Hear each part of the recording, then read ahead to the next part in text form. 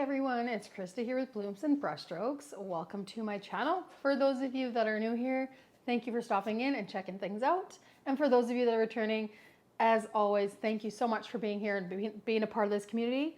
Huge milestone happened yesterday. I hit 3,000 subscribers. So thank you all so much for helping me get there and being a part of what I do here on this YouTube channel, and for helping me stay inspired and growing as an artist. As you all know that are returning, if you've watched my videos, I am a self-taught watercolor hobby painter or artist, as whatever you want to call it. Anyways, I'm self-taught and I just do this for fun. It's a hobby. I have been monetized with YouTube recently. It doesn't necessarily generate a ton of money, but it's opened up avenues to collaborate with other companies, most recently with Fumui. So that's been really exciting for me. But most of all, I just enjoy painting so very much that people have asked me to show them how I paint and to teach them. And so this was the best avenue to go to reach the greatest amount of people. So here we are. So thank you so much for being here and joining me. Anyways, first and foremost, I think I am going to take a bit of a break for the next couple weeks. I will likely be painting, but I'm just going to take a pause from the tutorials. I have some friends coming to where I live to camp out here for a week. So I'm going to be very busy with them. And I'm trying to get prepared for school. I start that September 2nd. So I just want to take a couple weeks to kind of just not feel the pressure of painting. And I have started to feel the last couple weeks, because there is so much happening and it's summertime here and there's a lot of action going on, that I haven't been able just to paint for enjoyment. I've just been painting because I need to get a tutorial out, and I really didn't want it to get to that. So I'm going to take a bit of a break from the tutorials. I will likely post some shorts, but for sure for 1 week next week, because I will have company here and we've got some activities planned, and I just don't foresee between work and having them here the time to actually do it. So I will be taking that time, and perhaps one extra week after that, just to have a whole week of just downtime. And if I feel the inspiration to paint, then I just want to feel that, as opposed to it feeling like I need to get a tutorial done and get it out there for Tuesday morning. So just a heads up for you guys. That's just, I think I've done really well compared to last summer. So I'm taking just a little bit of a break to paint creatively. Not that I don't, but it's just, I'm starting to feel a bit like, okay, I need to paint a tutorial. I need to do this. What am I going to do for the tutorial? And I want to shift away from feeling that way. So I think I just need to take a little step back for a couple weeks, enjoy some summer, and not feel the pressure of having to get a tutorial done, and then just painting when it allows. So anyway, right now in my garden, I have the most fabulous daylilies blooming. They are this beautiful magenta, not violet. I would say they're magenta. They've got a hint of pink depending on the way the sunlight reflects on them. The center is bright yellow, and then underneath the petals is that yellowy orange color. They're so gorgeous. I'm going to put a picture of one up here so you can see what my inspiration is. And I knew the minute they started to bloom, I think this is their very first year blooming, that I need to take a picture of it and paint this, because they are so gorgeous. And in the background is just the long green, bright green leafy greens that grow with a daylily. So I took a photo of it with the intention of painting it. So that's what we're going to do today. This is just a fun tutorial, not super technical. It's going to be, just more involved with like mixing color and playing with color and a little bit of background color, and just doing a bright, beautiful flower. So I am using the Strathmore watercolor cardstock. So I'm using those still. I'm using the Stoneground Paint Company paints, this little pan set. This is the Night Garden pan set. There's 6 colors in there.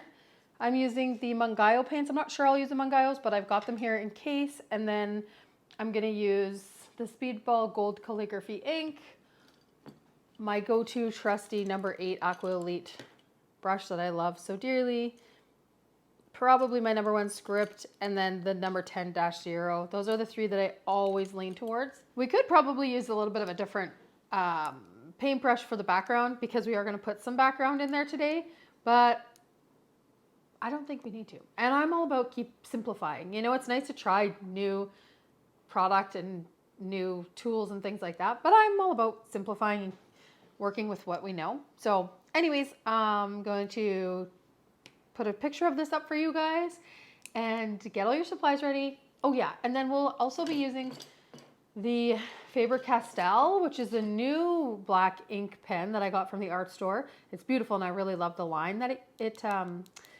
I love the quality of this pen a lot. So that one is a win. It's a 0.1. So we're gonna use that for some light line detailing at the end. It's funny, I was just talking about this with somebody, maybe it was yesterday, because I did that sale, the card sale, or I had my beaded bracelets and anklets and then the card sale yesterday. And I was talking to somebody about it and I said, it's interesting to watch your paintings flow as you flow as a person. So sometimes my lines are really bold and defined, and then sometimes they're really messy and organic, and then sometimes I like them light, really soft and feminine. And yeah, it's interesting how you can see over time how your paintings evolve with the mood that you're in, the stage of life that you're in. So I'm feeling more on the feminine side of things lately and the softness.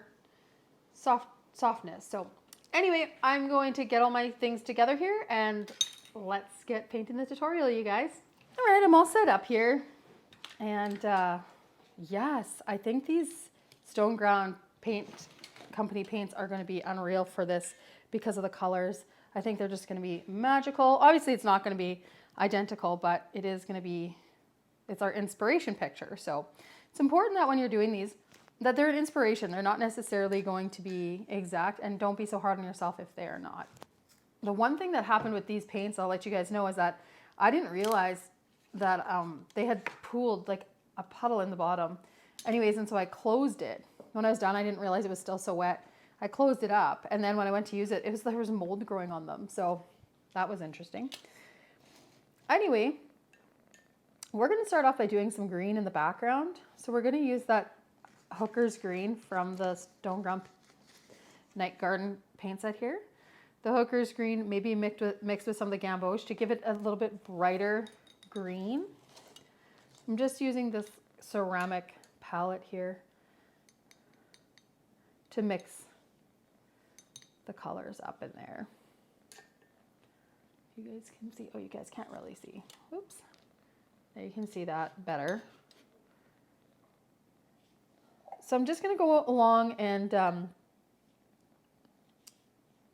do a light, there's still some paint on here, just a light wash in the background. Well, I guess I'm just going to use the paint that's on here.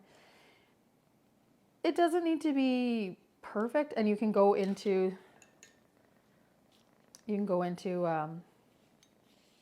some of the flower, because green is the complementary color of red, so it's going to give some nice depth if you've gone over. So we're just going around and putting in a very light wash. I was going to do wet on wet, but it's kind of because I had paint still on my brush, it's more of the wet on dry, but it can almost go over everything very lightly. It's not a big deal. Get some of that in there. All good. Just like that. We're going to let that dry up entirely, and then we're going to go in and just paint some wispy green leaves coming out the back, because if you know a daylily, they have really bright green leaves. I just want to show you guys something right now. I'm going to move this over. This little guy, he's just purring away. He loves to sit on my lap while I paint, so he's my little bud. We're going to let that background dry up. And then we're going to go in and finish up the background with the green leaves. And then we'll do the flower itself. So just let it dry up entirely, and then it won't take too long because we didn't use a ton of water. Like over here is already pretty dry, but technically they do say, rule of thumb is to let it totally dry for about 24 hours before you start painting the next layer, but I don't ever do that because I like how the colors bleed in and kind of soften on the edges and stuff like that. So once it's dry enough, we'll continue on. We're dry enough for what I want to do here. I'm totally happy if it bleeds a little bit or blooms into the lighter green background. Oopsies, we didn't want that to happen. There we go. Not the end of the world. Okay, so in order to make up the next green that I wanted, I used the Hooker's green, mixed that in there with what was already in there. So it had some of that yellow. I took a little bit of the blue, which is Peruvian blue, and I mixed it in there to get that deeper green. And what I'm going to do for the grass is just go, and I put a few in just for guideline, but I'm going to go in and just do some really basic strokes. We're not doing the dot technique on this grass. We're just going to go in and put some down. This is just background.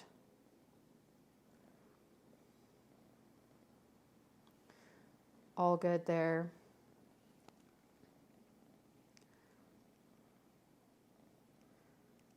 And we're just going to go and add those around. They don't need to take over the painting because they are just in the background, but something. It's going to add something in there. You can add as much or as little of this as you want. Here's the stem down here. So we're just going to draw that in. You can use some different colors. Different pressure with your brush to give a lighter, more narrow leaf.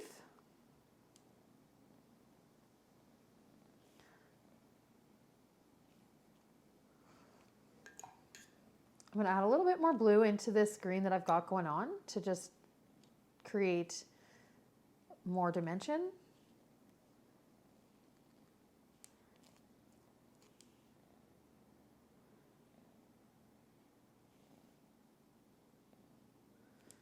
I'm just putting a few of those in there.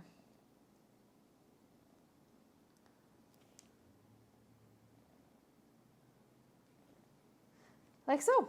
I think that's perfect for the background. So that's lovely. Now we can work on these petals. So the petals are very magenta looking. We've got the magenta here in our palette. So we're gonna add this to this tray. I don't know what other color I have mixed in there, but it doesn't matter. We're gonna use the magenta.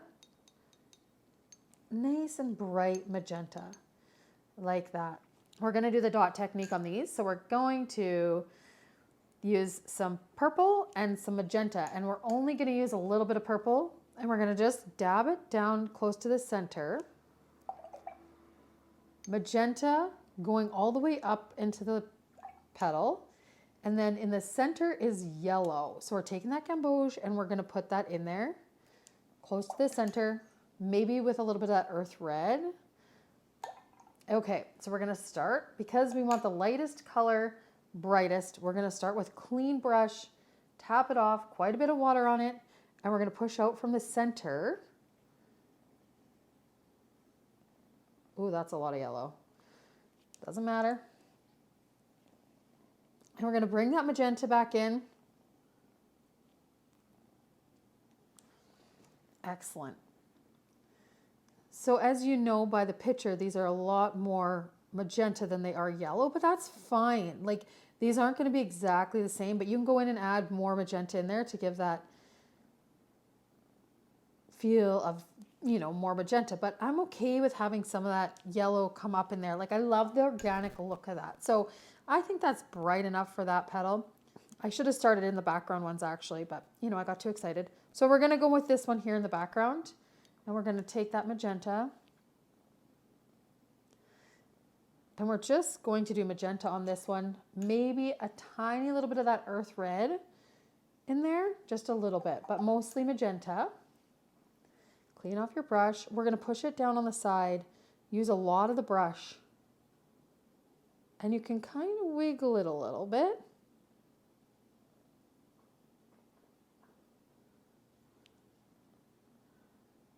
to give that, you know, the texture on the edge of the petals. I think that looks really nice. I'm going to go in and I'm going to drop in some more magenta right on the edge here. You can even put in a little bit of green because that's the complementary color of red. It'll give you some more depth if you want to add a little bit more depth into your petal. You can even put more green down and paint over it to give a little bit more of the depth of in that, so it gives it just a more of that kind of shadow look, more depth, because it is the complementary color. So if we go over that, now that it's in there, it gives that deepness to it, right? So you can play around with the colors a little bit like that. I'm going to let these dry up because these petals are all touching. I failed at that. I should have started with these background ones and then went forward, but I didn't. So I'm just going to let those dry up and then we'll hit the rest of them here. We'll work on this one back here in the background because it's pretty dry everywhere around it. So we'll go on to that one. We do want to have a bit of a darker magenta because it's shadowed, it's going away a bit. So I am going to take a little bit of that green that we have here. I'm going to put a couple little dots of that in there. And then we're not going to go too crazy. It's just going to help give us some depth with that magenta. And then we're going to do the magenta color. Clean off your brush. Now you can see I'm going to take it, I'm going to push down on the side so I get lots of brush.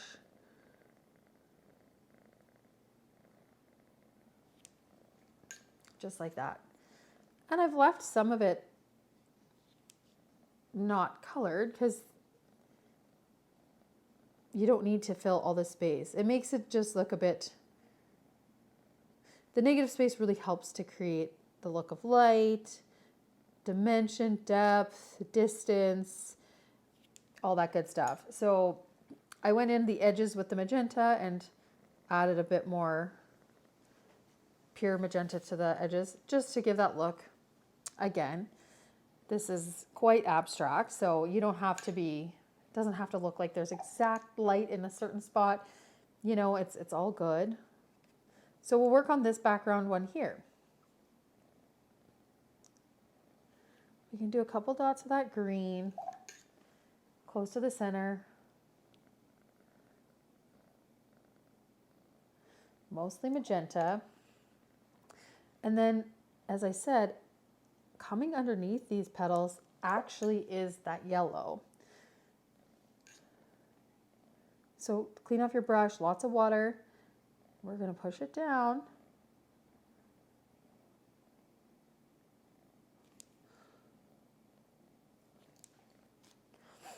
And move through this petal.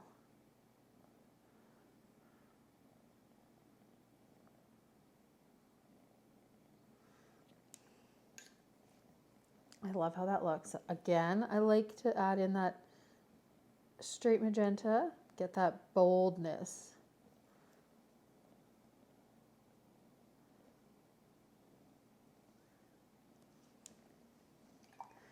Beautiful. I just love that. So we'll work on this one over here now. Again, we're back to seeing the middle. So these three are the petals that are coming out from underneath. And then these three big ones are the ones that are on top. These ones, you don't see any of that yellow, but the three top ones, you see that yellow center. So we're going to put down that yellow again in the center.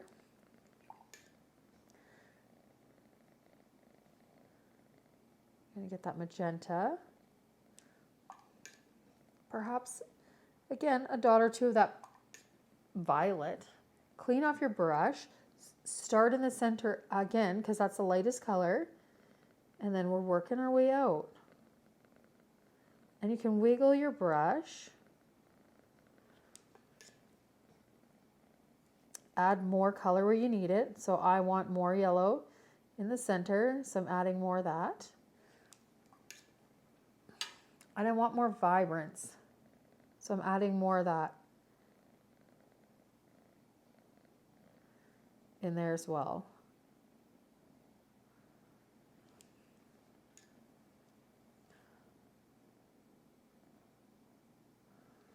just like so.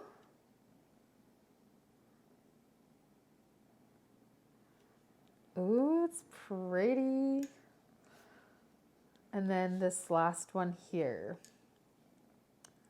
I'm going to take a little bit of that earth red and put it right at the center, along with that yellow.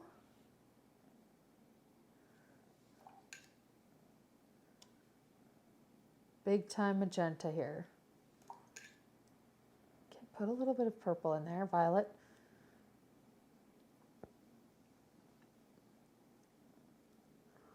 Ooh, that's beautiful. Cleaning off my brush because we don't want it to get too muddy.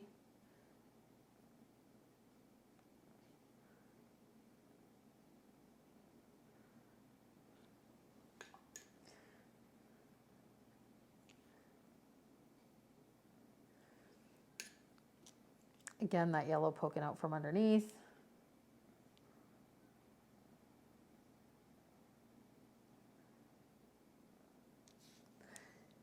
Oh, that's a beautiful one.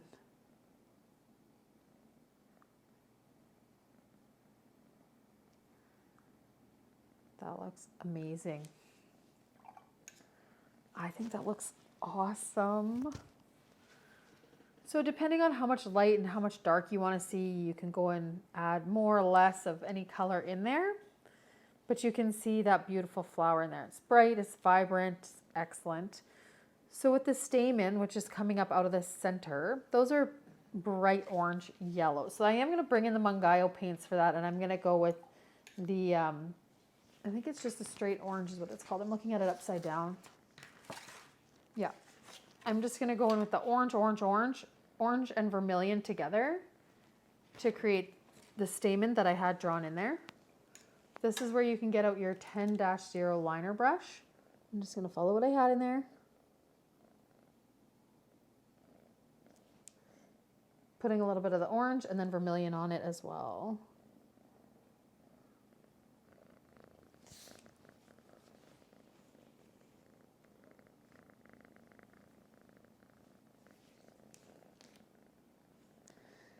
And we're just going along and putting those in there. Nothing too fancy, we're just drawing those in.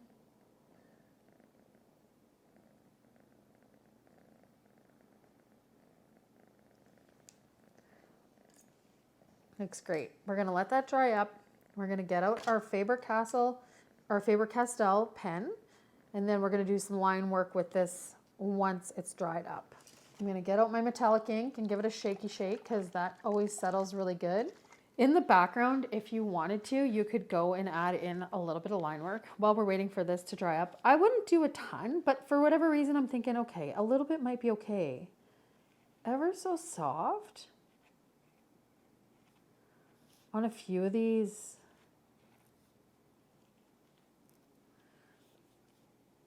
leaves that are in the background. We're not taking over with the ink in the background. Just gonna add enough to create some cohesion between our flower and the background.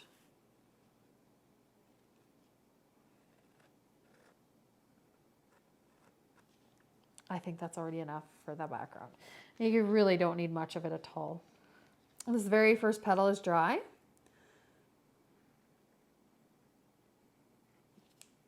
I'm going to just gently go around it. This one was our next one back here.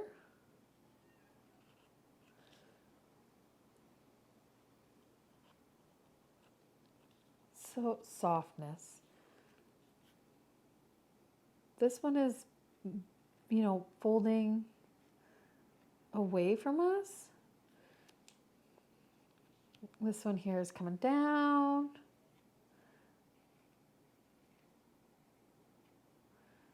Beauty. These top petals are really frilly looking.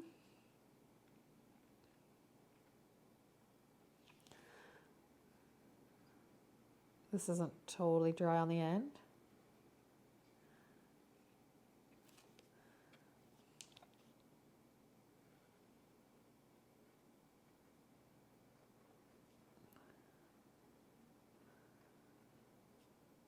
Like so. Those are beautiful.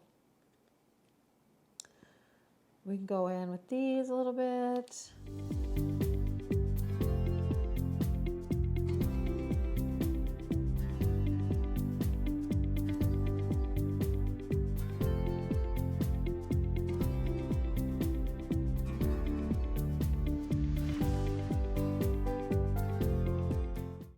Because we're gonna go and splatter on here now. I think that looks really, really pretty. So I've got this gold Speedball calligraphy ink because it's just so bright and fabulous. And the yellow in this is so bright. So as usual, I like to take a lot in the center and work our way out.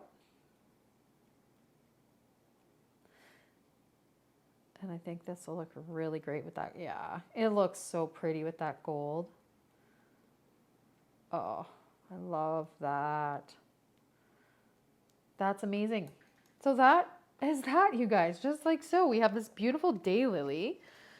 Oh my gosh, they're just so beautiful outside right now. There's this other peach one that's blooming right now too. I took some pictures of that one as well. Again, you can live dangerously like me. Take your tape off. I always love seeing it once the tape is off. Whoopsie daisy. And there you have your watercolor card. Looks so good. Yeah, see, I love that. And I love the softness of the line work. It's just not taking over. It's allowing the watercolor to just be. So yeah, let me know what you think, you guys. That one turned out really beautifully. This one is so gorgeous, you guys. I love it. Look at it. I love that background. I love the flower. Oh my gosh, I'm so pumped about this one. So good. Anyways, let me know what you guys think. If you like that tutorial, if you love the flower, it's just so fun. Oh, I love watercolor paints so much because, again, like I say in every tutorial, imagine doing this exact same one, but with different colors. So using blue and green or yellow and blue and oranges and reds and, you know, or browns and oranges to make it more earthy. Any color you want. It doesn't need to be the exact same as this, but you can try it a million different ways and have a very different painting every single time. So what a good practice this is to just get in there and have some fun, experiment, play around with your paints, and then you can produce many different cards and have them for whatever occasions you need them for, or to sell them, or whatever you prefer. So I truly, truly love how this one looks. I am very happy with it. I hope you guys feel the same. Let me know if you like the tutorial. Please give me a thumbs up. If you have any comments, questions, anything at all, please feel free to ask them. I wanted to give a shout out to those of you who continue to send super thanks and whatnot to my channel. All of that engagement is so helpful. I think I'll be making my second paycheck from YouTube, which will be about $100. But still, that's coming. And so that'll help me to be able to buy some new paper, which I'm excited about. I want to get, well, I got a few new pencils because I could not find mine. I just got my sketching pencils. I got those the other day. But yeah, like I said, the money that I make is going to go directly back into this. So yeah. I am going to take a week off though, you guys, as I said before, just to regroup, spend some time with my friends that are going to be here from another province for the week. I don't want to have the pressure of worrying about how to edit a video and record the video and all that stuff. So I'm going to take the week off. I'll likely still be painting because that's what I do when I get home from long days of work, just to unwind. So you'll see some shorts over the next week or two, and then I will be back in action for sure in 2 weeks. If not, I'll just take a week break. So thank you guys so much for being here, for all the love and support. Honestly, it truly means the world to me. I still always feel like, wow, I can't believe that many people enjoy what I do, and that so many people, it's created this community, and it's inspiring people to paint and all that good stuff. So once again, thank you all, and I hope you enjoyed the tutorial. We'll see you guys in the next one.